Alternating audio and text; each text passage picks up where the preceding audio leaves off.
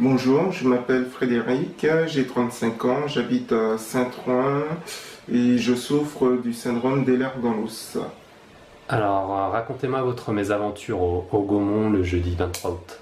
Oui, alors nous avions décidé d'aller avec mon épouse au cinéma Gaumont et en même temps on se demandait comment on allait être accueilli avec Little, mon chien d'assistance.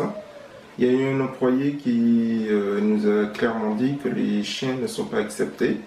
Et en fin de compte, malgré la présentation de la carte d'identification de Little, le fait qu'on lui rappelle les sanctions encourues, on lui rappelle la loi que les chiens d'assistance sont autorisés à entrer dans tous les lieux accueillants du public.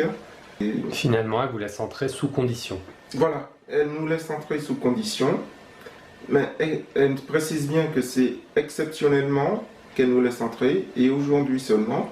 Et les conditions sont, il ne faut pas que le chien aboie et il ne faut pas qu'un spectateur vienne se plaindre du chien.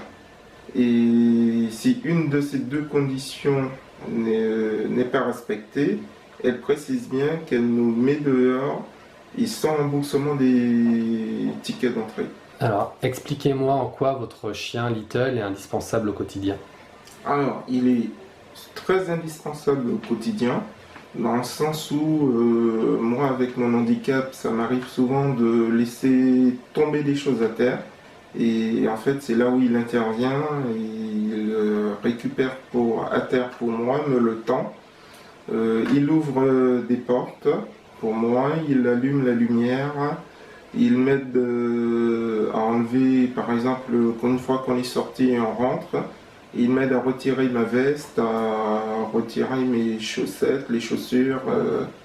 Il y a l'aspect moral aussi. Oui, et c'est une très grande aide affective, morale.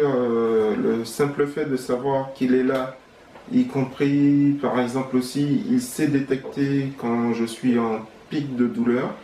Et du coup, il adapte son comportement avec moi par rapport à cela. Et il est très proche, très câlin, très à l'écoute dans ces moments-là, et c'est génial. Quelle leçon vous en tirez de cette mésaventure et quel message vous avez envie de faire passer? Alors la leçon, c'est surtout une humiliation que nous avons subie en famille.